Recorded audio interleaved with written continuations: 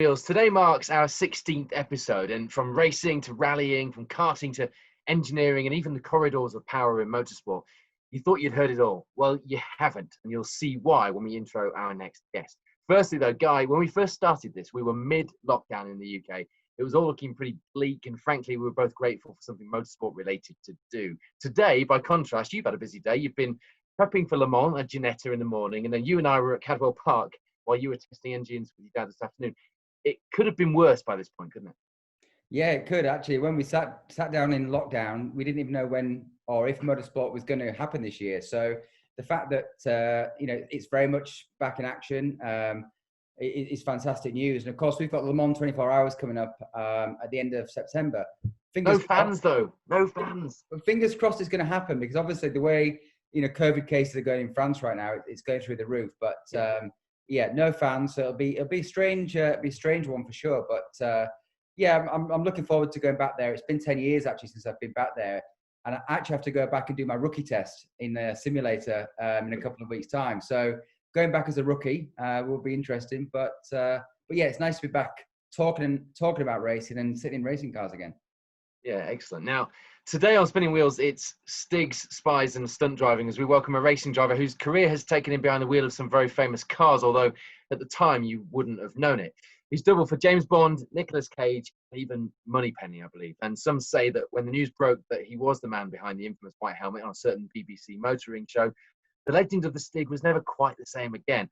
All we know, I've always wanted to do this, is that he's called Ben Collins. Welcome to Spinning Wheels, Ben. Thanks for having me. Nice to catch up with you, boys. So, Guy's had a busy day. What's been happening in the world of stunt driving? Very little. I was just down in Bristol getting some pies and beer actually earlier. That's been the highlight of my day, if not week. So can you still fit in the Stig suit then? All these pies and beers and lockdown? No.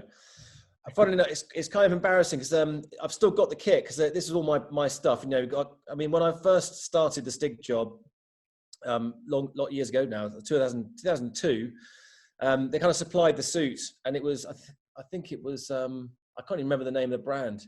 No, it wasn't Stan 21. It was some really small name. It was a British supplier.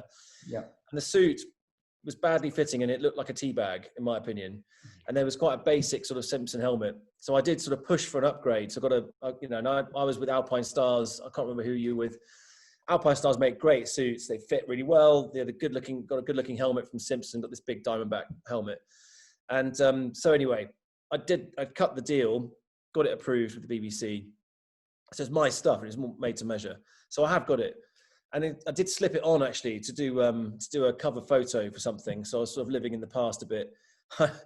And I thought I'll just suck in just to really get this zip through. And it was humiliating when it got stuck halfway. But I have been. You put the tea bag back on, surely. Yeah, I didn't put the tea bag on. Let's not bring that up. It's a family program. Okay. So there's no tea if you're watching this on YouTube, though, if you look just behind Ben's right shoulder, left is looking at the screen, that is the actual two helmets. Yeah, they were. That's the ones. They still fit. Fortunately, It's funny that it's become such a legend, isn't it? It is. Guy's actually gone up. Guy started wearing a size small Arai, and he's now actually a triple XL. He's just had to try and keep up with his ego. It's been really difficult. Oh, I don't have an ego, Ben Collins. I know you don't. I know. Jeez. But no, yeah. Well, we'll come to the Stig stuff, but actually, this podcast is all about motorsport, and I suppose my 13-year-old who loves your stunt driving DVD and knows you as the Stig would probably be quite surprised that actually you're a racing driver by trade and the Stig stuff came along later. So we will come to that, but where did it start? My driving sort of started on the farm. So we lived in the middle of Devon, and we had a quad bike which was supposed to be used for agricultural purposes. And so I regularly sort of nicked the keys. My mum took to hiding the keys. I found them, so she took to emptying the petrol. So all that was all a game. But that's pretty much where I learned car control. And I was a bit obsessive, and I used to time myself around this route and sort of learn different lines and things like that. So when Guy was doing World Championship karting, sort of professional stuff, I was chasing sort of ducks around a field, and pretty basic by comparison. But I really didn't have much interest in motorsport. I was vaguely aware of it on the TV. Dad used to watch it on a Sunday afternoon and fall asleep. And sort of the cars looked kind of interesting, but it wasn't something that I was that into. But luck for me is a huge sort of fortunate moment. For my birthday, when I was 18, he bought me a tryout in a single seat race car up at Silverstone, and then that was that. And there was no getting back. I was completely addicted, and it was just an amazing, even just sitting in the car, you're so low to the ground, all the dials and everything. And then tearing around Silverstone and getting instruction from what's his name, Steve Deeks and Neil Cunningham and these guys who were up there, these, real, as I would later learn, fantastic drivers, getting tuition from them and then blitzing around Silverstone. And I, took to it pretty well. And that was that. So the racing bug was in, and then couldn't stop watching it, couldn't stop reading about it and trying to get back in a car. So no karting then, just all straight into single seaters and... Yeah, hilarious. I mean, I literally got my license. So I think I did a couple of laps in a single seater, and then on a different day, went back, had some tuition, got my license, and then rocked up for a Formula First race and was off. And what do you think to the Formula First cars? Well, for me, it was like a Ferrari. It was the best thing ever. And then my mates came to one of the races, and they're like, "What is that?" They were ugly, weren't they? We had them at Cadwell Park as training cars, part of the racing school before obviously, and they were ugly. I thought it was like a MiG. It was amazing. It was, for me, it was the best thing in the world. It was like your passport to another world, isn't it? It's just I know they're basic. You look back now and you laugh. Yeah. However, but at the time, they're great. They were bloody quick. I mean, I can remember when it was all a big, we all trooped off to Norfolk to Snetterton. Yeah. First corner, and it was a proper sphincter twitch if you could do it flat in a Formula First car. And and it's good. It is good training, because a few years later you're in a Formula 3 car going a lot quicker. Yeah. It's the same feeling in the pants, and it's iffy. Is it flat or not? It's the same. So, it was an amazing experience learning a lot of that. Were they Escort XR3s stuck in there? XR2. It was a 1.1 engine. I think it might have been XR2, Paul. Because I did the Brands Hatch Winter Series before I started. That was my first thing in the Formula First. And like Ben said, I mean, you think you're a racing driver because you're in a racing car, but actually when you look at them, they are the most bizarre looking thing ever. But if you've never seen one, Google them. They're like sort of Formula Ford, sort of someone sat on in weird places. But actually really cool. So would you say that's where you kind of learnt your racecraft then? Because I mean, the racecraft side of stuff's quite, when you got kids like myself coming from karting and having raced for years, you almost just take that for granted. And I'm actually quite shocked, because I thought you did some karting. So the fact that you'd gone into pretty much straight into car racing with no real kind of background, pretty impressive considering, how little you'd done before you moved up. The results weren't impressive. So, I mean, the funny part was I qualified up at the front with absolutely no idea what I was doing. So I could pedal the car quickly. So that was some sort of latent whatever. So, naturally could operate the machine. But racing, so I was up on the grids there were guys who'd done well. Yeah, they were world karting people. They were also national champions, all that kind of stuff. Yeah.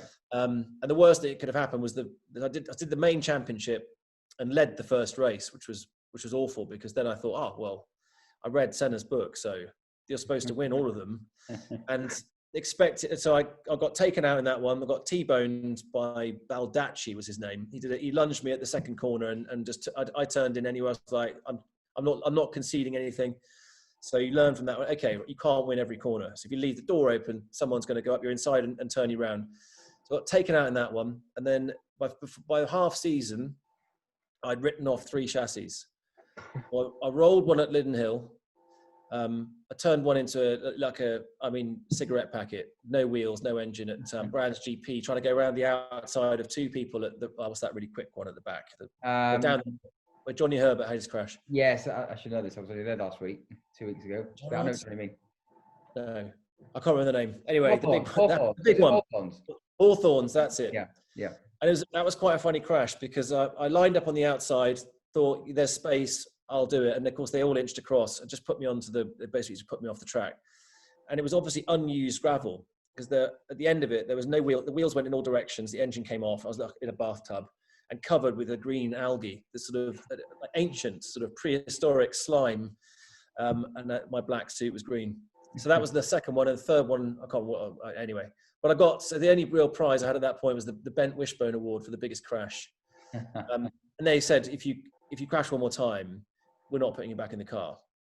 So I stopped crashing and started finishing, got some podiums, and then won a race. But it was an interesting learning curve. Yeah. And then did you move up to Vauxhall Junior after that? Yeah. Yeah. Because they were good little cars on slick tyres. Amazing. They were good fun. And you were third, weren't you, in the championship? That's it. Yeah, joint with Justin Wilson.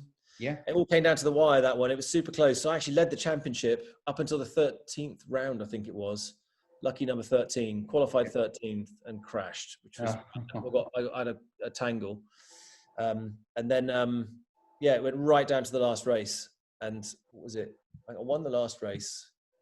There was a crash and they went back a couple of laps. It was one of those really, really close things on points. Yeah. So Darren Malkin. Oh, Malkin. Who was wild. He caused the crash, and then so he got that's Colin Malkin's son, Paul. Okay. Yeah. And they went back, and so he finished second in the championship, and Mark Hines won it. And Mark was a very, very worthy winner. He was the professor of the championship, and he just quietly kept banging in the really good results and was always there. Yeah, because he kind of won. I think he went and won the Vauxhall Championship, and then he was F3, and he was never really spectacular, but he was always really kind of just a master at winning championships, wasn't he? He was very good. Yeah, he took longer to learn a car. I can remember that because we were teammates at Martin Donnelly. So we went up to do I did the Winter Series of Paul Stewart Racing, and then we ended up doing the main season at Donnelly's. Yeah. There's a name from today, Guy. Yeah. Today, yeah. Where everything fell off the cars, basically. Wheels, gear sticks, everything. And so that was quite a tough year. But it was interesting because being Mark's teammate there and having battled him for a year in Vauxhall Junior, you got to see what, you got the data and everything. It's quite interesting. But I remember going back to watch him in Formula 3, and he was, but that year that he won the championship was really incredible. And you raced for Manor, so you know what they're like. But they had a very small budget by comparison to Stewart Racing. Yeah. There was a lot of argy-bargy in the races, and it was Manor's first season of F3. And they won the championship. I went to watch the final at Thruxton, and it was really, it's super tense. Yeah. And I think he really sort of came of age in F3. Yeah. So at this point, Ben, going from someone who thought the cars looked okay on a Sunday afternoon to racing and going through the ranks, at this point, were you focusing on a career in motorsport, or were you still just enjoying it, and were you doing anything else at the time? It was a total obsession. So, like Guy and everybody, once you're in, I was absolutely, for me, I'm going to be a Formula 1 driver. Nothing else matters. And that was the total focus. Well, I guess no one had heard of the Stig then, had they? So there was no Stig. Although I was ahead of the game because I was racing in a sort of all black overalls, black Simpson helmet. So I obviously, I was ready from an early stage. But yeah, no, it was a few years away. I was racing. 94 was my first full season. Doing Formula 3 sort of halfway through 96. I did start doing Class B and doing all that. And then 1997, Ben, which team did you go to in Formula 3? So I was doing Class B and watching Guy Smith and Juan Pablo Montoya in Formula 3. And I was doing well at the Class B thing and winning races in my little thing. And these guys were rattling around at Fortec. And it was quite clear looking at them that A, they were very good drivers, and B, they had these dynamite Mitsubishi engines. One of them was. Guys. One of them was in Formula 1 and one of them wasn't. So, Yeah. Well, you were both very quick. And I looked at it, and Juan crashed a lot, but was outrageously fast. And there's a race of him around Snetterton in the wet, which you have to it's like a seminal race. And he just defied physics in that until he crashed. And then, and Guy finished second. And I sort of thought, well, somewhere between the two of those guys, but the engines and the performance was really good. So I went to the same team as they made the restrictor bigger on the engine, and it basically was a totally different package. And they went from having these really, really good engines to total dogs. And that's what we raced with for a year. So we should have spoke actually in that year, because what happened was with the Mitsubishi, because everybody had basically Mugen Honda, and apart from Mitsubishi were the only kind of opposite alternative engine, and it was they were sort of pushing the Mitsubishi Charisma at the time, weren't they? Remember, I think my car had Mitsubishi Charisma on the side, and The engines they're really strong. In fact, the first 2 races, I was on pole position for the first 2 races, and I think I won one. I think maybe Juan won one, or anyway. The first half of the season we were really strong, and then they started having some issues with some part supply. So they started turning the engines down because they wanted to protect them. Because if they blew, they didn't have the right parts to repair them. So they were cranking the engines further and further down and getting slower and slower and slower. A bit like my season was a bit like your Formula First season, where I was running second, third in the championship all the way through, and then like the last 2 or 3 races, I had like a 16th and 18th, and I dropped. I think I finished 6th in the championship. But I mean, Forte were a good team. It was just, I think you said, I think the engine was probably not quite on par with the Mugen, was it? No. Well, and the following year, it was way behind. So they opened the horsepower a little bit, so the cars got a bit quicker. Yeah. So that was an interesting year. But see, that was following you, and then I followed you again because I went to America. I was going to say into Indy Lights to Johansson. Into Johansson, where you left a big mark, and they were I mean, Guy had a fantastic season at Indy Lights. Yeah, they are hard work, man. What's that? Not so good the following year when I was actually racing against you. When I went to Tasman. And I was in a funny year. That was a really strange year because you look at these championships. I mean, the car didn't change; it was the same chassis and the same engine. Yeah. And you look at a championship, and you go, okay, right, what's the performance like? What are the different teams? What are they capable of? And it was quite strange because I think there was a bit of a lottery with engines. Not that I'm blaming anything on that, but very odd who came forward and who went backwards in the series. It was because you switched and you were actually going better with the Johansson car, I think. Well, I had Harvey as my engineer who I brought with me, and he didn't know any ovals or American racing, and we kind of learned together, and we had a really good relationship, and I actually really loved it there. But we couldn't really afford to stay there for another year, and Tasman came in. They'd won the championship for the previous year, and sort of said, well, we can give you it's like a fraction of the cost, and we can put some money as well. And it was too good a deal to do. We couldn't afford not to do it, to be fair. And then obviously you came into Johansson as did Scott Dixon, and we're both really quick. But did you enjoy racing on the ovals in America? I loved it. Yeah, I was quite surprised. And in traditional style, I managed to destroy the car, obviously. So it was the first race was at Homestead. Yeah. It was really annoying because I was being very careful, thinking, right, I always like fast corners.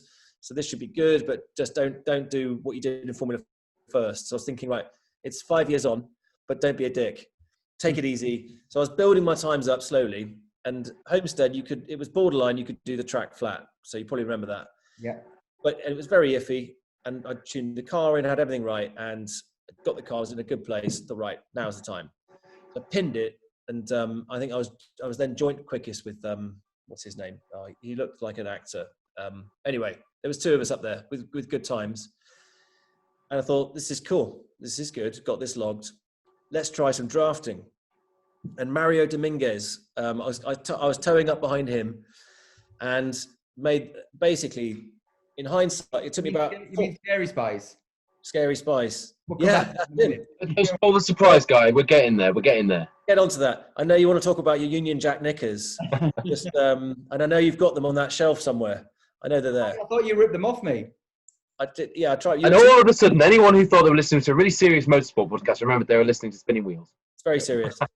So I was drafting him and just getting, just get used to what it'd be like in the, losing downforce, and did the same thing I used to do in F3. It was like just sneak inside, get a bit of air over the other side, get a bit of air over the wing. That was that. I lost the downforce under the flat floor, and round she went. But bang, a huge crash. And I remember the boys saying, if the car comes back in 2 bags, that's not so bad. But if it comes back in 3, you've completely toasted it. And it was, it was in a million bits. So that totally wrote the car off. My legs sort of swelled out. The classic oval crash, like a sledgehammer to your knee. Yeah. Saw stars. Literally, remember seeing sort of cartoon things going on my head. Really? Destroyed the horseshoe. It was 180 mile an hour into the wall. It was a big one. Yeah. Or whatever it was after it scrubbed speed.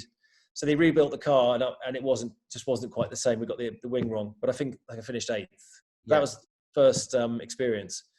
So it took a long time to explain that, but it took me weeks to understand what had gone wrong. That black, because you can't see the air. Yeah. understanding how are you supposed to follow, and learning that, you have to stay wide and you have to compensate different ways to feel what the car is doing. It's a totally different running on your own to running behind someone. And you used to get a massive draft, didn't you? Because if you're behind like 3 or 4 cars, suddenly you find yourself on the rev limiter and you're kind of going, 5-6 miles an hour quicker, which is great. But of course, like when you come to the corner, you realize you're going so much quicker, aren't you? So, but you're not a proper oval driver until you've hit the wall. Until you hit the wall, you're not a proper oval driver, because you're always thinking, I wonder what it's like. And then when you've done it, you're like, yeah, I've got my badge, got my stripes. I banked that one early. Yeah. Weirdly, I found, so I did the ASA thing, so Ascari in Europe. Yeah, I loved it. So the experience I'd logged in the States, that was really useful. And I found the acoustic in a closed car, you get the reverberation of the air. Yeah. Weirdly, there's more tells. I think there's more telltale of what's going on with the air when you're on in a stock car, I found. And was that when you were sponsored by Jack Daniels and you look like a big bottle of whiskey? That was Australia. That was the V8 supercar. So in Europe, I did the European series with a camouflage car. That's right, yeah. And that went really well. Won the championship in that. And so racing games, we were talking about Plato earlier. He was in it at the time. But it's fascinating because they're big bricks. So the aerodynamic draft is even much bigger, but equally unstable. But quite, it's really, I expected it to feel awful on an oval compared to an Indy Lights, like a single seat. Yeah. But in fact, they're far more acute and sensitive. You feel the tire working all the time, and you forget you're in this huge truck. Quite interesting. Maybe because it's a bit heavier, so you can feel the tire moving, as opposed to less air. It's maybe a bit less aero and more mechanical. I don't know. Maybe there is a bit more give. Yeah. I mean, obviously the single seat is much more reactive, and it's quite quick, and it's a tiny shimmies, and you really are bricking it. Whereas you can get away with a bit more of a slide with one of those stock cars. But I mean, geez, not much more because they're sliding at higher speeds. Well, I remember the end of that year. So the bookend of that year, Fontana was the last race. Now, did you crash in Fontana? I know I crashed in Fontana. I don't know if I crashed with you or... No, I finished that one. So Johnny Kane won it, and I was 0.001 of a second. We had a drag race to the end. Oh, really? He got me. Well, all I remember was I crashed and had a really sort of crappy year. I was really peeved off. And the night before, we'd for a charity event, they had myself, Ben, Didier Andre, Mario Dominguez, and somebody else, and I can't remember who it was. There's only 4 of us, I think. Casey Mears. That's right. And we basically, looking girl. We ended up dressing up as the Spice Girls. Guy sent me a message before this and said, "Don't be alarmed." I was alarmed. Were you Posh Spice, Ben?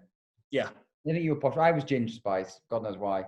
And and we ended up having to go on stage in front of all the kind of IndyCar, teams and owners and all the rest of it, singing. I don't know. I think it was "Wannabe" by the Spice Girls. Had they heard of the Spice Girls by then? Not really. I think they were pretty big at the time. I think the worst part was there was no auto cue, and in fact there was also very little music. So basically, the 4 of us went up there dressed like total idiots. The only person that was really pleased about it was Guy. It was like a lifelong ambition. I put a lot of effort into it.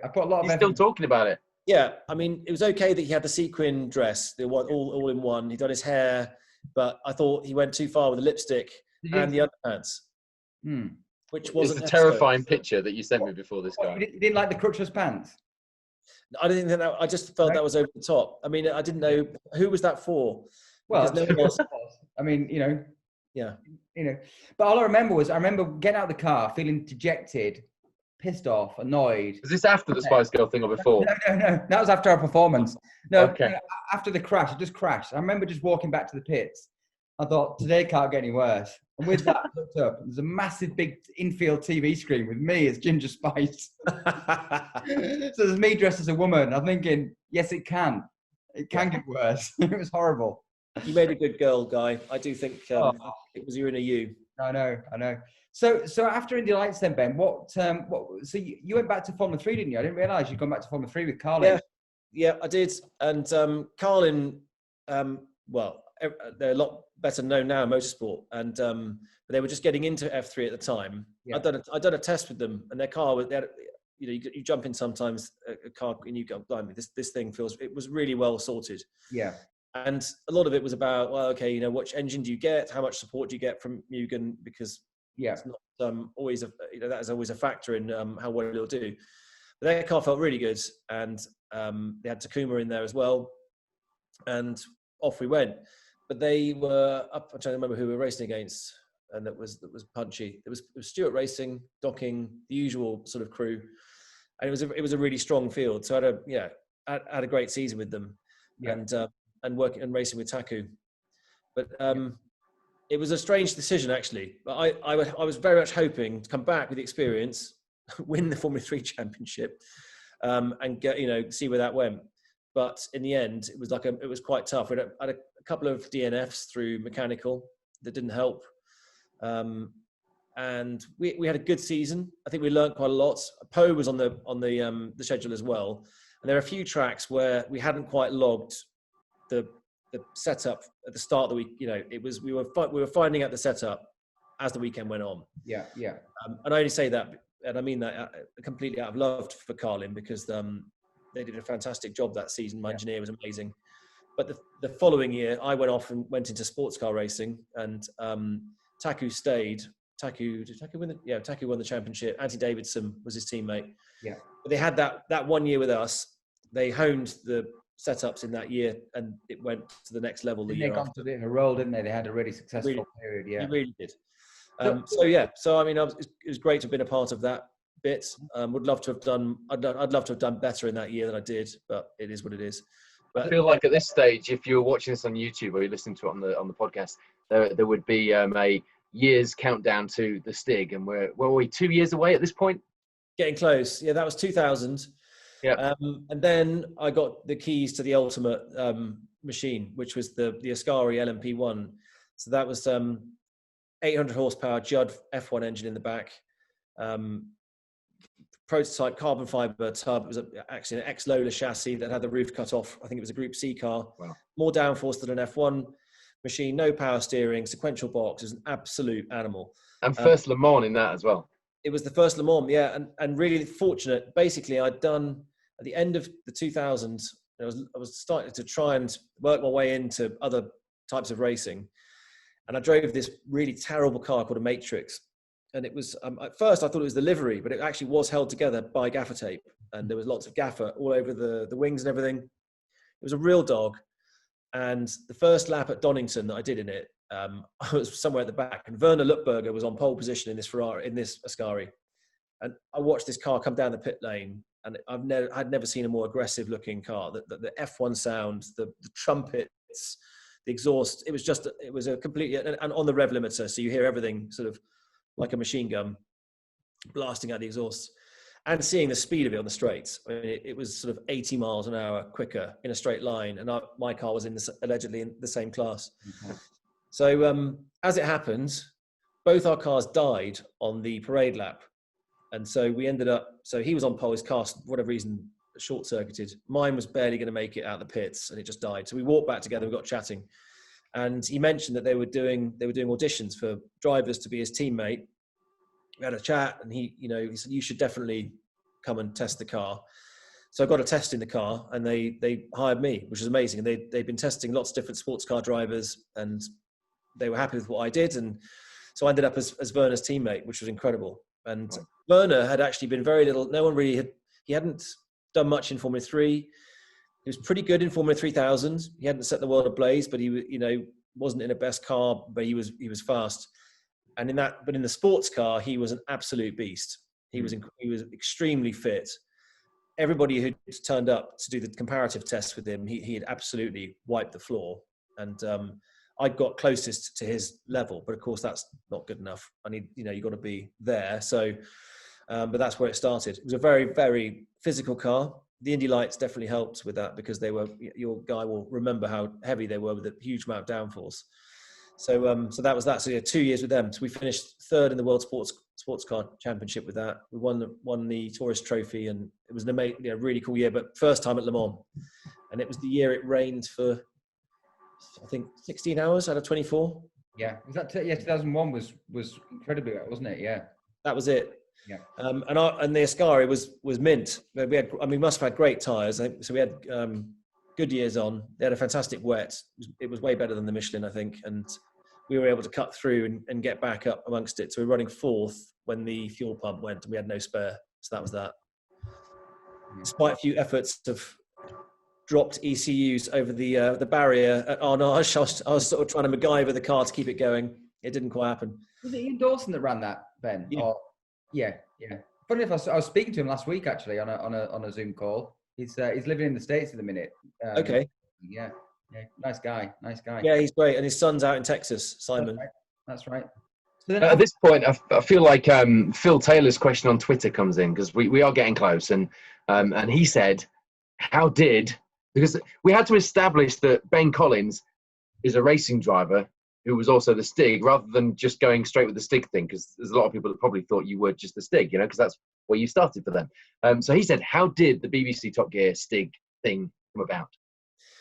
So for them or both? Well, so Top Gear was airing, I think it was end or mid 2002. So it was my second year with Ascari, and basically there was a colossal crash at Le Mans. Basically, the suspension had unwound itself. Werner lifted off for Indianapolis at 215 miles an hour. The suspension collapsed, and he went in, destroyed the car. And I thought that's going to be a showstopper, because the cars are worth best part of £1 million. And pretty much after that, the team closed shop, and that was that. So I was aware of Top Gear. I think it'd been on for about 6 months with the new format. So they'd always been the old Top Gear of the past, Noel Edmonds, all those guys. So from memory of hearing the sort of the lore of Top Gear, Andy Willman and Clarkson had sort of been pitching for this new format, which was going to be a studio-based format with an anonymous driver, which then they had Perry McCarthy. He was the Stig in a black suit.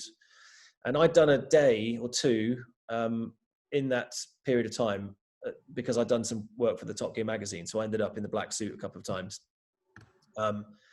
But yeah, racing seemed to be over for me. So I was then looking for things to do. Did an audition with Top Gear at the beginning of 2003, and nothing came of that. So I did I went down to Dunsfold to the test track, met Andy Willman, this very disheveled man, desperately needed a belt to sort of lasso him together. And he had a Ford Focus, and I did some lap times. He didn't tell me if they were good, bad, or ugly. And he said, "Can you go any quicker?" So I thought, that's never a good sign. And I said, "I can't actually. That's the best I can do." So, okay. Gave nothing away. And about 2 months later, I got a phone call. "Can you be at the track tomorrow?" And I went to the track. They gave me the teabag white suit and a white helmet. I was the Stig, and that was that. Wow. Oh, okay, cool. So I was off, and that was 2003. So I had a job. And what's fascinating is no one at that point, and you didn't know how big that would become as both a legacy and a legend of the Stig. It was just a thing at that point, wasn't it?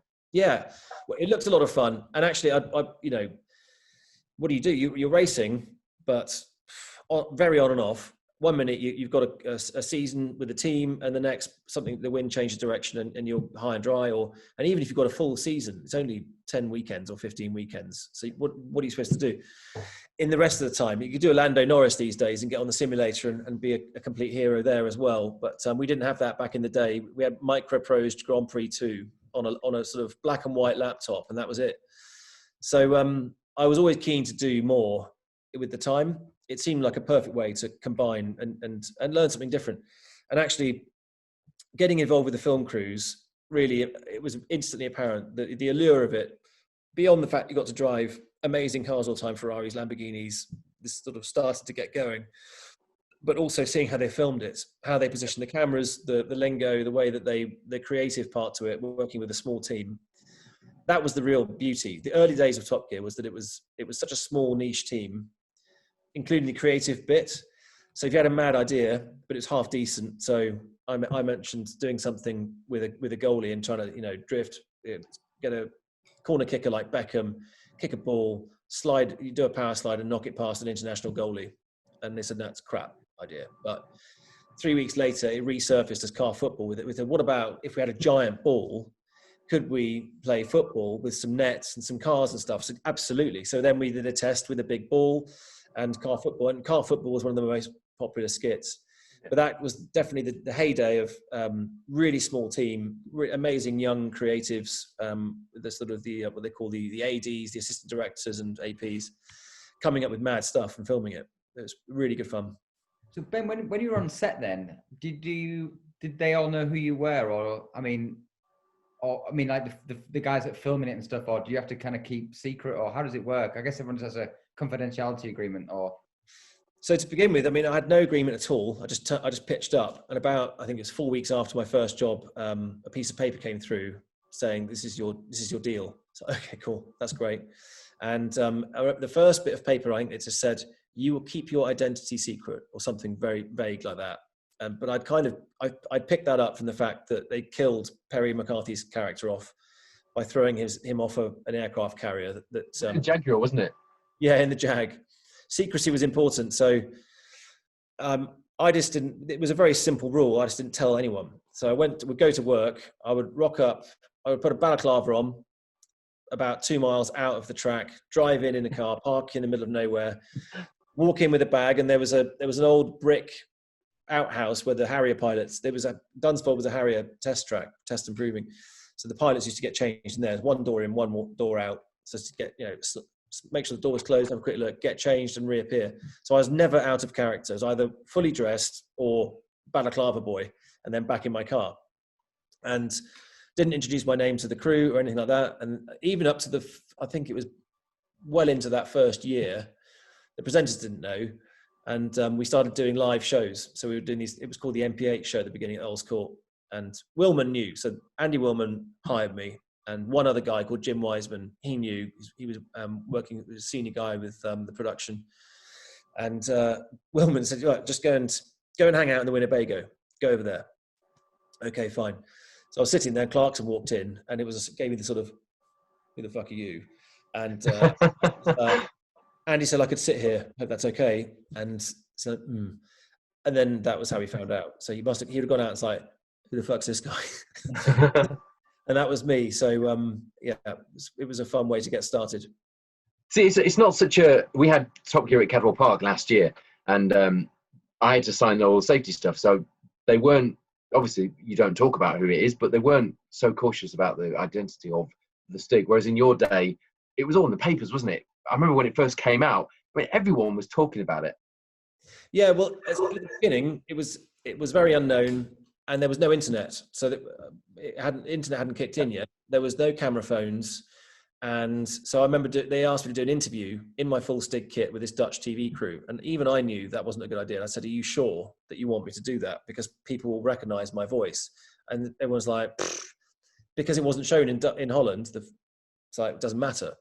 Except that 3 years later, that recording came out on YouTube, which didn't even exist in 2003, I don't think. Well, maybe it did, but I wasn't. No one was aware of it. Yeah. And then it came back, and people, that voice sounds familiar. So that came back to haunt us, but that was 2 years away. So for the first 2 years, I would say we had it utterly under wraps. Then the internet began, and then you get things like Wikipedia, and we used to fiddle around with the Wikipedia and keep putting Damon Hill in. So we were constantly, I say we, however we did it, but there were lots of different ways to sort of do that ruse. But 8 years, it was quite a chat. It got harder as it went on. Then we had the Sunday Times broke into my changing room up at this way. We had a porter cabin by that point. Was that who broke it initially? So the first, there was a couple of little leaks. I can't really remember, but they were never really substantive.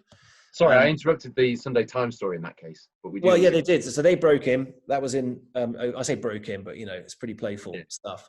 But they went through my kit, and I'd already thought ahead to not bring my wallet in to work. So that was locked in the car. And they did a big article, the Stig has size 10 feet. And that was all they could do. So that was that. But the word was starting to go, it was things like insurance documents and stuff you have to put your name to.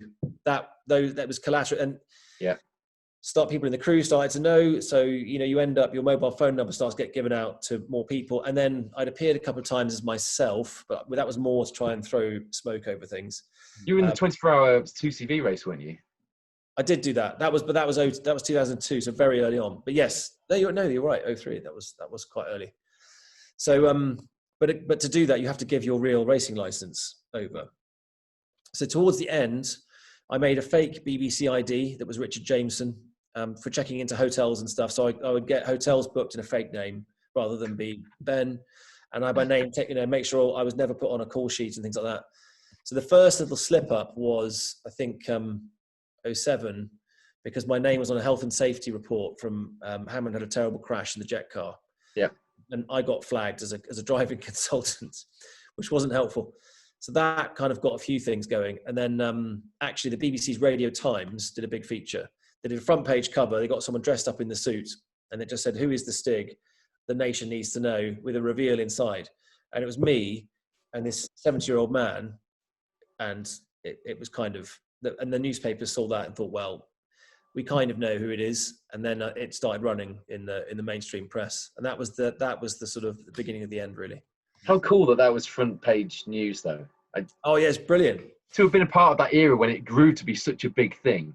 It was really fun. It was, it was really fun. Plus you're with a gang, who's in on the secret, and yeah, and it's not like you're risking your life. It's you're not a real spy. It's just playing cat and mouse with the press. But in the end, it was always going to come out. And I remember that first time, it was actually a builder said, "Oh, sign this," giving me the Stig thing. And I said, "Oh, that's not me." He said, "Yeah, it is. Look, your picture's here." My heart did sink because I thought that's the beginning of the end. But in a weird way, it was also a bit of a relief because it's you sort of keeping it in and telling a lot of lies over the years about what you're up to. But I wouldn't have had it any other way. It was an awesome journey, and who would have thought? So when it did end and the Stig thing came out and your book came out and there was a lot of story about the legal case about you saying in the book that you were Stig and talking about it and everything, there was a lot of sarcasm among the presenters. Hammond particularly used to make a lot of quips about it, and there was one point where he said, "Oh, you should write a book about that." And there were quite a few moments where you thought, "Oof, this is actually quite." They're quite hurt by the fact he's come out and done all this book and stuff. Was that real? No, they weren't. There's a good bit of panto. I mean, I was never going to get off very lightly, I suppose, because I chose to leave. But I didn't really want to go. But it seemed to me untenable. And without boring you with the background stuff that was going on, I became aware the writing was kind of on the wall, and either I was going to go or I was going to get a tap on the shoulder and it's like, it's time for you to go. And there were a few little warning signs that I saw, and I thought, this is going to end. And I'd rather have been ready to go and do something else afterwards. So I still was 100% wanting to race. I'd always wanted to go racing as the Stig. I thought that was the ultimate thing. That was always my dream, was to fuse the TV piece of Stig with real racing. And we very nearly got that going. I mean, Brick Car, we did do Brick Car. We raced a diesel BMW in the fog for 24 hours. I drove about 19 hours of the 24. But it never really happened. But, you have ambitions for things. At the end of the day, it wasn't my show, and I love what I did do, and it was time to go. So, I had my book. I handed my notice in, and sorry, Guy. Stig at Le Mans in an Aston Martin, that would have been fun, wouldn't it? Well, that's what they were planning, actually. So we got about that close to that coming off. Really? And it didn't quite happen.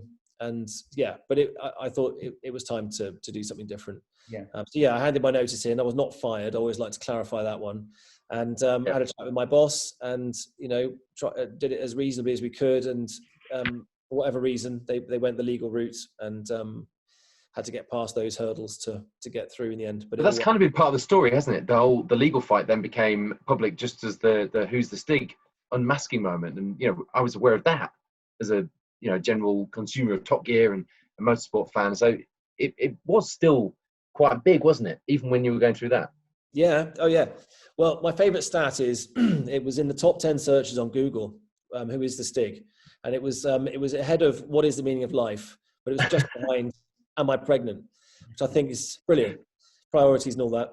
But it was amazing that it got to that point. But I think eventually the bubble had to burst, and it was going to happen one way or the other. So better to be on the front foot. And luckily for me, I always thought as well, someone else can come and do this. And I just thought, we've had 8 years of the Stig in the white suit. Let's bring in the next one. And then if they filmed that really funny one with the Stig farm and all the multicolored Stigs walking around, and I found that quite amusing. So I suppose so. No animosity, because that answers quite a few questions we've had. Was it pantomime, or was all of that kind of play with the other presenters real when they seemed to be pissed off afterwards? No animosity at all. Oh, I think there was. I think there was some. I don't think Jeremy. I think was pretty pissed off, and I can see his point of view as well. But of course, at the end of the day, as fun as it is, we've got careers, haven't we? And you've also got to try and go from one lily pad to the next. That one for me was closing, like I say. So I made up with everybody afterwards. I made sure that I always was respectful to everybody I worked with, and I had huge respect for Jeremy, Richard, James, Andy, all the young lads that I worked with and girls too. They were brilliant, the production team. So I had nothing bad to say about them really. And so the sort of the bit of heat initially afterwards went away quite quickly. And within a year, I think I was back on the show doing that. We did a fantastic thing for help the heroes and the warriors that came in and drove the bowler. So I got to come back and do some training with them. Saw the team out again on the Bond movie, and and actually did a really fun video for them after they left and went to the Grand Tour. We did quite a fun thing at Thruxton, where I got reeled out dressed as a sort of tramp Stig that had been sleeping rough for the past sort of 4 years. That was with Hammond, wasn't it? Hammond was in that. It was really good fun, and everyone pretended they couldn't work or couldn't present. So it was I suppose trying for a time, but things move on. That's the one I'm thinking about actually, where Hammond said to you, "Oh, you should write a book about that." And the race to recovery thing, actually, I didn't realize you were involved in that, because I met you during the build up to that, because I was presenting the off-road cross-country championship, which one of the rounds formed a part of that, and they filmed with Hammond and you at was it Crickhowell or somewhere in the middle of Wales, somewhere desolate. My wife still reminds me that she got to ride in the car. Yeah, they needed somebody to jump in the car for one of the scenes. So I think you and Hammond were both around at that point, and we both got pictures with you. So there's my fanboy moment out of the way. There usually is one during one of these episodes.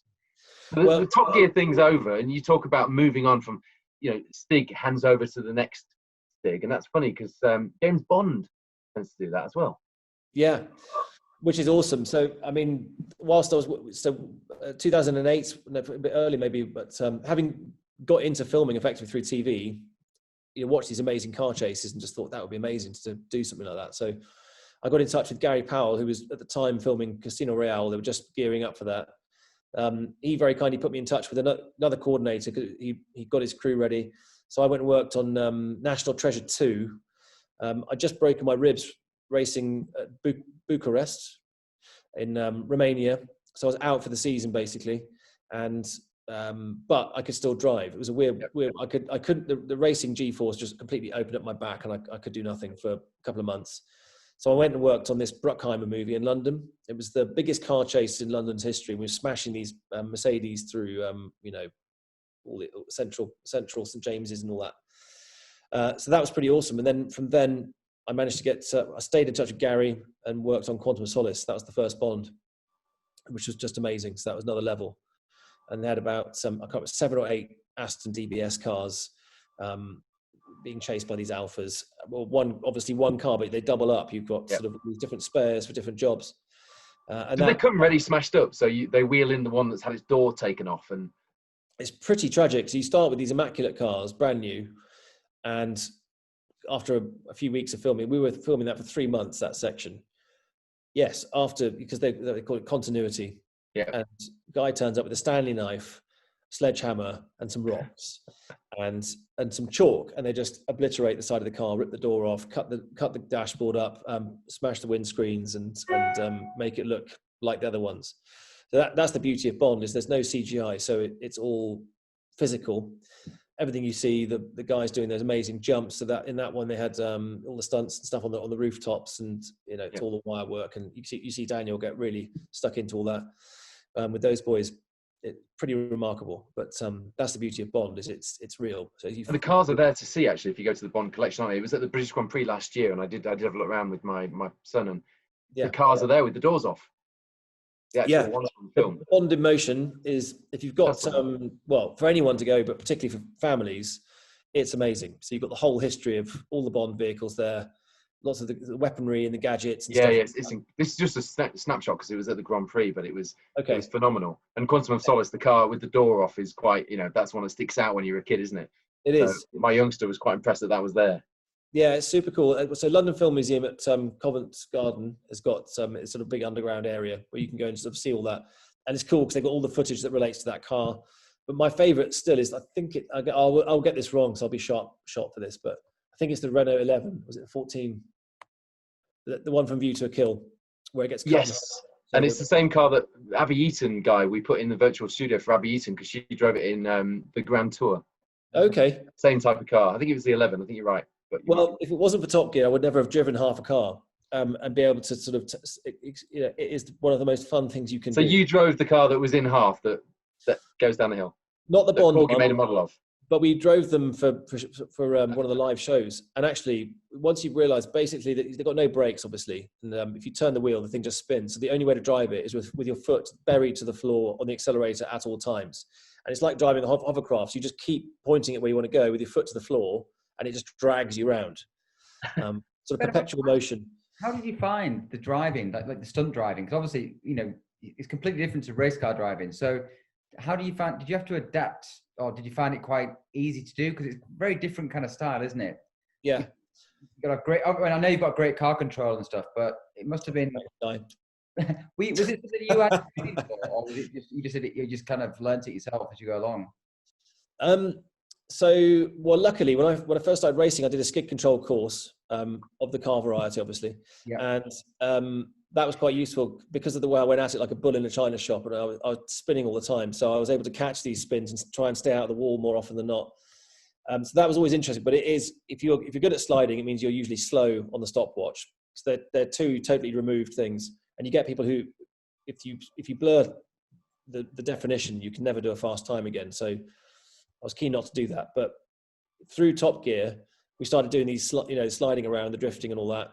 Yeah. And I've always found them, they're chalk and cheese. It's really different skills. Yeah.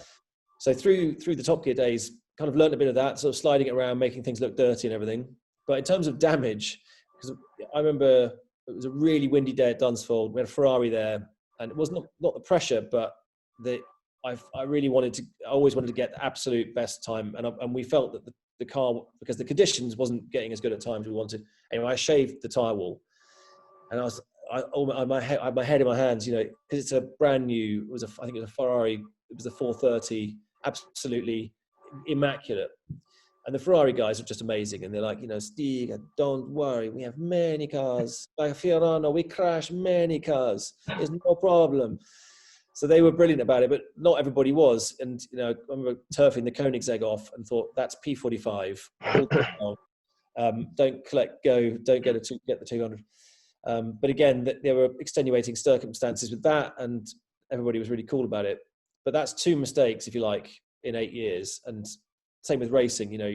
If you shunt cars, they don't call you back. With the stunt side, it's very focused, but of course, but thumping the cars around at times is called for. But usually it's always signposted. You're going to do this. You're going to hit that mark. Blah blah blah. But we do tons of rehearsals. So I suppose the difference is, racing will do testing, but we'll mark out an area on an airfield using tape and cones and everything to recreate the streets. Yeah. So the mess that you see on screen is very deliberate.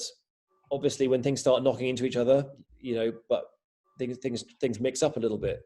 But people are so on their game that anticipation is there, so that you can figure out where you're supposed to be when you're supposed to be there. So it's quite. I know you hopping in and out of the car with the stars. So Daniel Craig, for example, was, as soon as you'd finished with your bit, was he hopping in after you? So there you go, Daniel, your turn. So he does a lot of the driving, and so we did a lot of training with him, and so that's really cool. It's a blinding part of the job. What's he like? He loves it. He's great fun and loves the motors. So I think that really comes across, that passion. Yeah. And I think you're definitely going to see you see it on screen, because he gets very heavily involved with the stunt team. So the fight stuff, the wire work, leaping around, it's very physical. So they've got to be, he's got to be in peak condition, and that's. Do they dress you up to look like him? Do you get like a mask that vaguely from a distance looks like Daniel Craig, or Do they not worry about that kind of stuff? Because in my head, that's how a stunt double works with the cars, you know. I've done masks before, but for like, I worked on Han Solo, and we had a full-on latex mask. So I was doubling the actor there, and those are really hard because you can't. The mask sits in front of your eyes, and you lose your peripheral vision. Basically, it's really strange sensation, and you sweat like Billy-O, and you have to stick something up inside the mask so you can actually breathe because it just sticks to your face. We're all wearing masks now for COVID and everything, but the latex is like absolutely glues to your face. To find out where, you know, to get kind of work around that. Yeah. One of the things they can do these days, though, is they put dots on your face, and the camera can identify that to do face replacement. So it's a clever way. Whereas in the 80s, you'd watch a movie and you'd see a blonde girl driving a Ferrari, and then you'd see a bloke in a wig 2 seconds later who looked nothing like her. It was like weighed 300 pounds, and you know, that was the 80s. You could do what you liked. That was Guy in a ginger wig, wasn't it? It was Guy. It was Guy. Yeah. What's Nick Cage like when you did National Treasure? Did you meet him? Yeah, he was pretty cool. He was very quiet. A massive petrol head, isn't he? Sorry? Massive petrol head by all accounts. Is Had a he? Lamborghini Miura and all sorts. We didn't chat much, bless him. I mean, I was on the roof of the car in a pod, and he was underneath. And so I think this was a bit nerve-wracking for him. So he was downstairs, and he had a steering wheel, but it wasn't connected. He had no pedals and no control over the speed or when the car stopped. And so the pod car, so the stunt driver's on the roof, and then you insert the actor into the action. You mount cameras all over the place. So he was probably running through his lines and thinking, well, I did used to think I was in the same car as him, but I wore a helmet.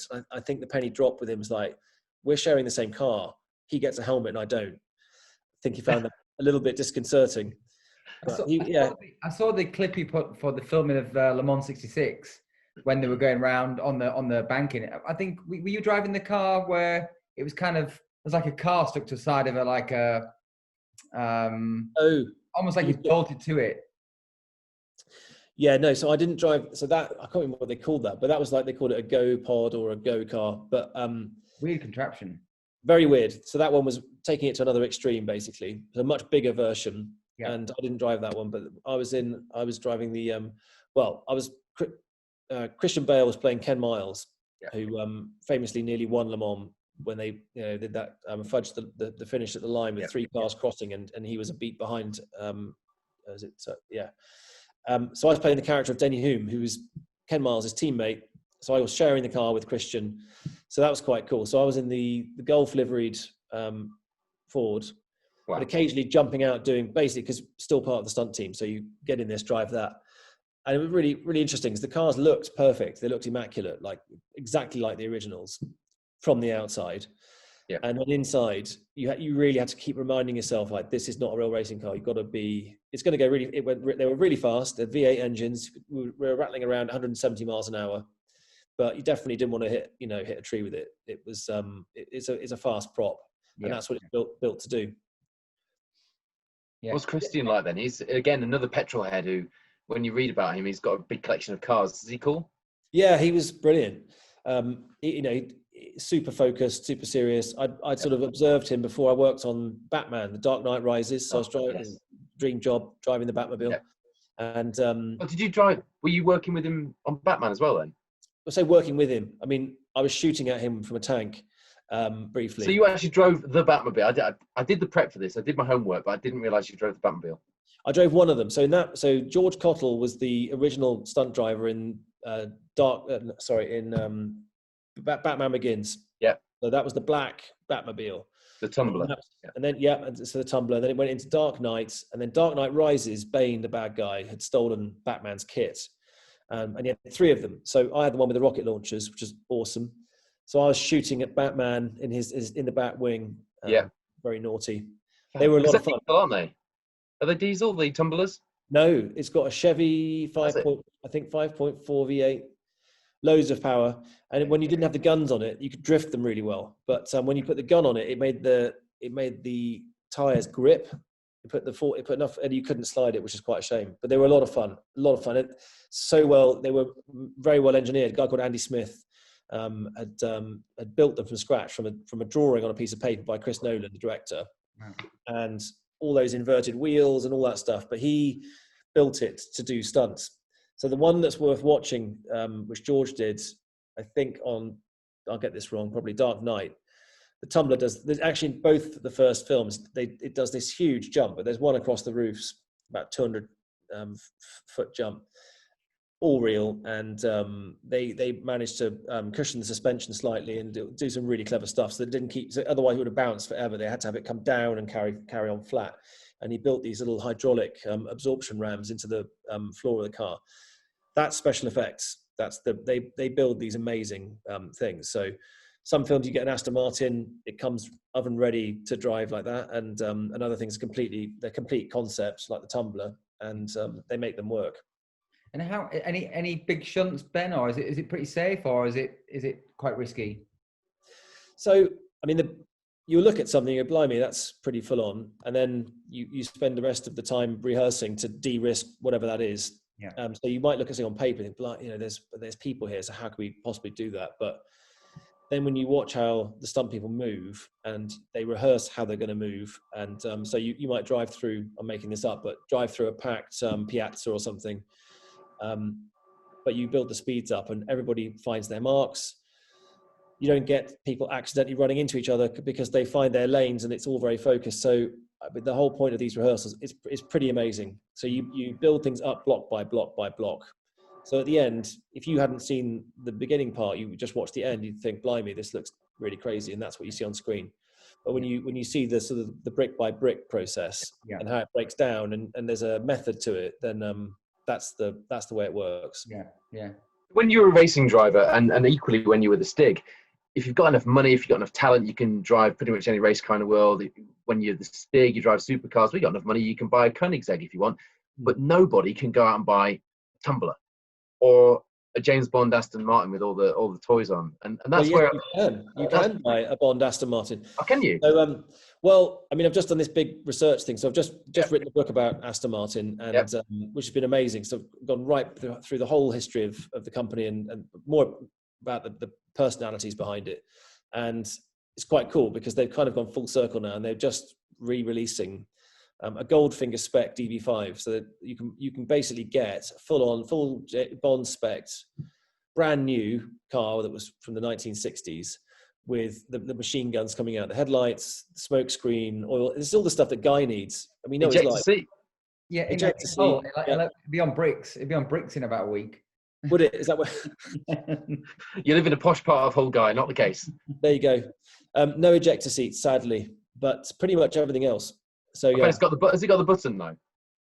I don't think it does. I don't know actually. I shouldn't answer that because I'm not sure. But it's got almost everything else. So but all the original spec and everything. But it's funny because they had to sort of re-engineer it because I don't think they had, or the plans for the original DB5. They're sort of long lost in a way, and they've had to sort of scan it, and then they realised that in fact the two sides of the car are uneven. Because so you would get one man would build, I think get this right, but I think one man built each side or one man built both sides, but they were hand built. Yeah. And the engine went in such a way that they had to slightly cheat one side of the bodywork, ever so slightly. Yeah. So if you were doing like if you scanned it and sort of doubled it over, it wouldn't fit together. So they had to kind of re-engineer it slightly with using the CAD system to smoothen out a few of the old little bits of uniqueness about the chassis. But you take my point though, when you were racing, there's a lot of people who may be able to drive those cars, but you've driven cars that nobody will ever drive, that are kind of mythical and kind of exist only in sort of Hollywood land and in sort of legends, as it were. That's quite cool. It is. You think about it like that. Yeah, it's amazing. I grew up watching the Bond films and do movies generally, and they're timeless, aren't they? Because once that's edited on the screen, that's it, done. Racing. And the tumbler is just something no one's even ever seen as a mock-up. It's not the sort of car that somebody arrives at a car show in as a mock-up. Yeah, but I like with the race Sunday. You've had a good result, bad result, but ideally a good one. You'll never go back there again.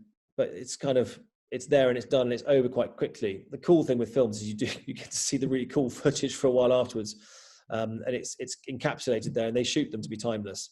I think that's what's great, particularly that level. The camera team. It's different to Top Gear. Top Gear made beautiful film, make beautiful films still, but you see the level go up, and there's a reason the crews are much bigger. I mean, the camera and the kit and the quality that they're throwing onto the screen is timeless. They're going for that one magic shot. So yes, it's amazing privilege to be at the center of that, and yeah, pretty cool. That's not the only screen stuff you were doing either, because you were Fifth Gear for a season. Were you presenting the Sky Sports coverage for NASCAR as well? Sure did. I did a bit of that, a bit of IndyCar. Yeah, and that was quite fun.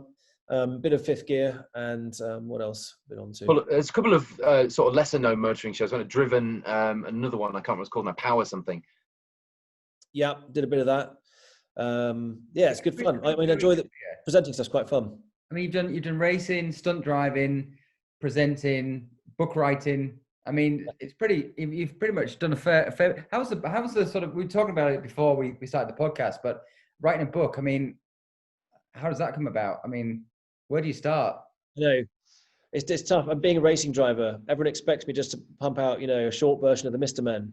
That's the sort of thing that I would do. Yeah, that's where I started. Yeah, I mean, like with the Aston book. I mean, how does that come about? Yeah, I was very lucky. So I wrote a book when I left Top Gear, and The Man in the White Suit. Then got an opportunity. The book I'd always wanted to write when I was the Stig was how to drive, a driving guide of some sort. I was going to call it the Stig's Driving Guide, and that basically found life as how to drive, which I used, narrative stories to tell, communicate the skills that a lot of the stuff we take for granted from the track. Basic stuff, looking further ahead, anticipation, and all those kind of things, but making it fun. So telling it in a context of stories. And the editor from that, John Butler, he got in touch at the end of last year and said, how about, would you be up for writing a book about Aston Martin? And he said, you've got experience of these things from movies. So absolutely, would love to. And then thinking, yeah, and then actually thought about it and thought, blimey, I don't know. I mean, I was, to my horror, realized the company's over 100 years old and how much I didn't know about them. The real joy was actually digging into it, and just these amazing stories I had no idea about. As a kid, I watched Chitty Bang Bang, not realizing that the guy who invented it, a guy called Count Louis Zabrowski, he was one of the early racing drivers for Aston, and took them into Grand Prix racing. He helped get it funded. Without him, probably there wouldn't be a company. And this is amazing. This guy's a huge personality. So he's born from a wealthy family, but decided after World War I, there was a knockdown sale on Zeppelin engines. And so he bought one of those and stuck it into a truck chassis, and that's Chitty Bang Bang. So he was setting these crazy records at Brooklands. And then there's a little boy who was watching and observed, seeing this amazing car. And the bumps at Brooklands were such that when you hit them at high speed, the car would take off. And the car flew through the air, past him at about 100 miles an hour. And that little boy was Ian Fleming. And Ian Fleming, many years later, the boy became a man. And after he'd done the Bond books, he wrote the story of Chitty Bang Bang, the story of the flying car that he saw as a kid. I think he was 9 years old or so, at Brooklands. And that was that amazing link. So, and Bond ended up driving an Aston. So there's these amazing wheels within wheels in the stories that I really loved, all through to really diving into the detail on Sir Stirling Moss, a household name that we all know as the Grand Prix driver. And I never had really paid enough attention, I suppose, to his other careers, because he drove pretty much anything with wheels. But he was pivotal for Aston because they won Le Mans in 1959. But it was this sort of amazing double bluff that he put out there. He basically threw himself out as the hare to break the Ferraris, and they absolutely bit on the bait, chased him. His car didn't make it, but all the Ferraris blew themselves to bits, and Aston were able to claim their first outright victory. Really cool stuff. And but it's the how they did it, and actually learning in the research, learning about. It's going to sound silly, but how fast Stirling was, and so I dove into I went to the Aston Martin Heritage Trust, got into the old race reports, and literally forensic detail of the driving style, tyre temperatures across the different cars, but the lap times. And so what I really got was the driving style across all the different drivers in the team, and breaking down how Stirling did it and what set him apart from the others. And it was really a fun journey. And that's all in the book. You can get a flavour of that, can you, by reading the book? Yeah, that's all in there. So, and it's really fun because it jumps from World War I to World War II. There's Bentley, W.A. Bentley, who founded Bentley cars. he was obviously at Bentley at the beginning, and he sort of started the British obsession with winning Le Mans. Mm-hmm. Aston Martin then picked up, but he subsequently left. And when he was at Lagonda, he built a 6-cylinder engine that eventually would power the first the DB cars, because David Brown bought Aston Martin and he bought Lagonda, so he bought Bentley's engine. So post-war, the first line of cars from the DB, I'll get this right, DB2 or DB1 onwards. Anyway, they were powered by Bentley's engine. So it's an amazing set of, I suppose, coincidences and happy circumstance. Now, we did share a picture of you, Lent, on the DB5, but we will obviously, when this goes out, if you look on our Instagram page on at Spin Wheels Podcast, we will actually, we've got a picture of the book. Awesome. So we'll put that out there as well. But yeah, it's been really fun. So I've just done the audio book. So done 3 days of that. So some poor chap's got to edit that together now. But really fun story. So of all the stuff I've done, it's been fascinating diving into the racing stories, and especially some of the old and bold, but going right up to modern day, because now look at them go. Yeah. Adrian Newey with that Valkyrie. And they're going to be back in Grand Prix racing. So they've gone full circle. So the last time, it was at 1924 or something, they were doing Formula One Grand Prix racing back in the day. Yep. And then as of next year, they're back at it. Fantastic. We do have quite a few questions, most of them related to the Stig and the Top Gear thing. And I think you've answered some of those fantastically, actually, very, very openly, honestly. I think the people who asked them will be quite chuffed. Jonathan Tuckwell on Twitter wants to know, you've raced touring cars, endurance, V8. We didn't touch on that, actually. We need to touch on that. Indy Lights, involved in stunt work. What has been the most satisfying point of your career? What Beating point Guy do Smith. you think? Say again. Beating Guy Smith. At the Spice Girls game, or? Guy be like, yeah, well, when did that happen? No, yeah, the Spice Girls. What's the most satisfying? I suppose one of the seminal moments of racing was the first Le Mans, Le Mans proper, and to my great surprise, cutting it with people I've watched on the telly like Mark Blundell, because we were a younger generation. And I remember driving past his MG in the rain. I looked across, recognised the helmet, and I thought, "Oh my God, that's Mark Blundell." I'm driving past him. Don't throw it off. This what's going on. So I suppose that was great, because that was, for me, that was the pinnacle of my racing career. Was that was top level, and you're there racing the Audis and all these works drivers, and that was. What year was that? The year you overtook Blundell in the MG? 2001. Okay. So that was the very wet year at Le Mans. Yep. In a very, very fast, naughty car that was spinning its wheels from third gear all the way up to fifth. If you dared get into fifth gear on the straights when it was that wet, that was really something else. Yeah, I love that. That was pretty special. I felt like a real racing driver then. Yeah, I can imagine. That's a big moment to even consider. And then Ickle John on Twitter wanted to know, the video game sim racing collaboration worked well. So he wants to know a bit more about that. He wants to be virtually coached by the Stig. Not sure you have to. Probably doable. Well, the poor man, if he goes to, so I worked on Project Cars 1 and 2, which was amazing. And you can probably tell I'm obsessed with racing in the rain. I love it. Find it fascinating. And for Project Cars 2, it's very difficult to simulate racing in the rain on the computers. Like they normally just flood the entire track. So you just get different levels. So you get a bit wet, very wet, monsoon. Yeah. And what we managed, we managed to get the software guys, the puddles could form organically in one corner. So that part of track, if it was raining heavily, that corner would get very wet. Other parts would stay the same. But we engineered in the aquaplane and got that to be realistic, which was very, very difficult physics for them to master. So that's for me, that is one of the best features on Project Cars 2. So if you want to become a rainmeister, it's there. And there's this really annoying voice in the background. So if you break something, it says, "That looks bad. You need to come to the pits." And that's my voice doing the voice of reason. If only I'd had that voice in Formula First. Yeah, exactly. It would have worked out much differently. Yeah, it's not a good idea to go on the outside at Hawthorne. Don't do it. Yeah, don't do it, Ben. Don't do it. These aren't. So what does the future hold, Ben?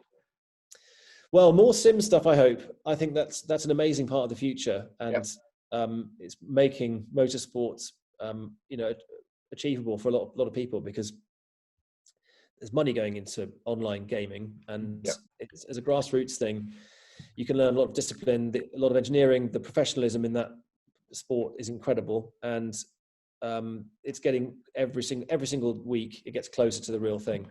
Yep. So the skills that you can learn in it are deployable. I think it's much more than they used to be.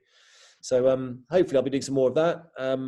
Hopefully some more filming when we're allowed to go back out and start waving cameras around and skidding cars about. So have you had anything to do with the latest Bond movie? Yeah, so I worked on that. Time to Die.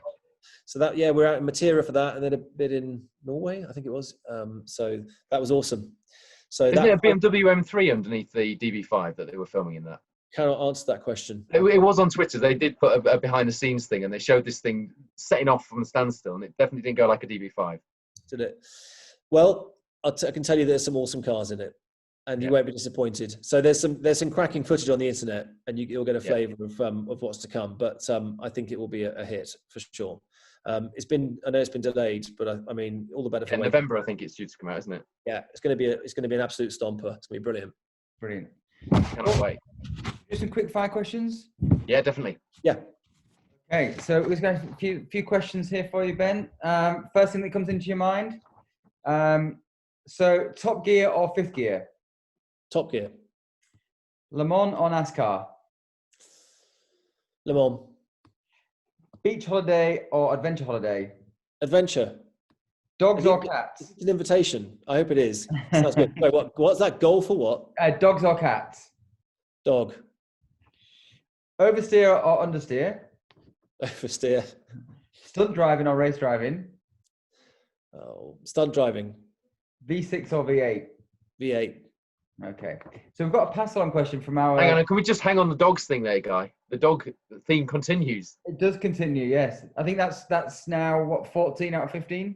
Yeah, if you're a crazy cat lady, you're not going to make it in motor racing. That is that right. No, For dog people only. Every single guest has said dogs, apart from Brian Gush, who said cats. But of course, he's more of a kind of behind-the-scenes type guy. Or a thinking person. Yeah, he's more of a thinking, sort of thoughtful, clever guy. Yeah. Is that what they are to you, Guy? They're just behind-the-scenes people. Is that what you call your mechanics? Yeah, no. That's what I heard. Yeah, but they're the ones that make it all happen. They're the ones that make it all happen. Don't talk to him. He's just behind the scenes. Oh my God. Right. Well, we'll move on. Yeah, it's best we do. So, pass on question from Mike Broad, who's our last guest. He said, if you were a professional driver, what would you have done? Well, there's always Uber. Yeah, there is, I guess. Well, you were in the army. Were you in the army? Yeah, I did do that. I probably would have stayed with that. So I did join the reserves, and probably would have stuck with it. Yeah. Okay. So, or a sideways Uber driver. I quite like that one. We can do something. Or a sideways Uber. Yeah. So Ben, do you have a pass-on question for our next guest? I was thinking about this, and I just couldn't think of anything particular. But I suppose it would be, what Star Wars character would you be if you had to be that character for the rest of your life? Good question. Which one would you be, Ben? I was trying to think about that. I would naturally have said Han Solo, but then that means you're going to be stabbed to death by your own son. So I think Chewbacca has got a lot going for him. Guy, of course, would pick Princess Leia, wouldn't he? Jabba the Hutt. Guy would be Princess Leia. Yeah. Jabba the Hutt, I think. Yeah, Jabba the Hutt. Also, it ends badly for him. It does. It didn't end too great for Princess Leia either, actually. No, I think a hairy Wookiee with a crossbow. I think these days, you could go far. Oh man, we've got some creativity for Instagram bubbling away there. Exactly. A hairy Wookiee with a crossbow. Yeah. Well, that's great, Ben. Thank you so much for coming on the show. Really, it's been great to catch up with you because I haven't seen you or spoke to you for absolutely years. So it's always good to catch up and wish you all the best for the future and look forward to seeing you doing some more stunt driving. Will we see you on a racetrack? Do you think soon or? I would love to. Yeah, I've missed you, mate. It's been too long, and yeah, I would love to get back out there. I think was it last time I was out? It was 2014 in Anger in a Ferrari. Come and play Lotus Cortinas with Guy and Pete at the World's Trophy at Cadwell Park in September. Yeah, I mean at this stage I'll drive anything, even a Cortina. No, I hope so. I'm always working on it, but still, I'm glad at least to be doing I'm loving what I'm doing with the films and plenty of good projects and some writing stuff to do as well. So yeah, fingers crossed. Best of luck with the book as well. I know that's Thank you. going to be coming out soon. And yeah, Good fantastic. luck at Le Mans, dude. I'll be watching. Thank you. Thank you. I know Obviously you'll do well. virtually. So we told you that we had, you hadn't seen it all yet if you've been listening and watching Spinning Wheels, and I think we delivered on that promise. He's been James Bond, he's been Moneypenny, he's been the Stig, of course. But more than that, he's a racing driver at heart, and hopefully we'll see him back out racing the car very soon. But I think there's a small item of looking forward to a James Bond movie at the end of the year. 100%. His work in action before that. So we'll do a plug for the book. But thank you very much to Ben Collins, the Stig, for joining us on Spinning Wheels.